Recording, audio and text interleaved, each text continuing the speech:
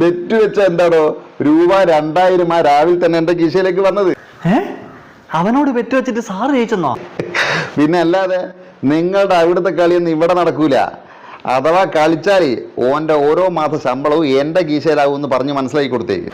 അതെന്തായാലും കളിക്കേക്ക് സാറേ. അല്ല ഓൻ എന്ത് ബെറ്റാ വെച്ചേ? അതൊന്നും പറയണ്ട. എന്നെ കണ്ടപാട് ഓൻ പറയാ എനക്ക് മൂലക്കുരു ഉണ്ടെന്ന്. ഇല്ലെന്ന് ഞാനും. അവസാനം ബെറ്റ് വെച്ച് രൂപ 2000 എനിക്ക് തരേണ്ടി വന്ന്. പൊട്ടനല്ലേ ഓൻ.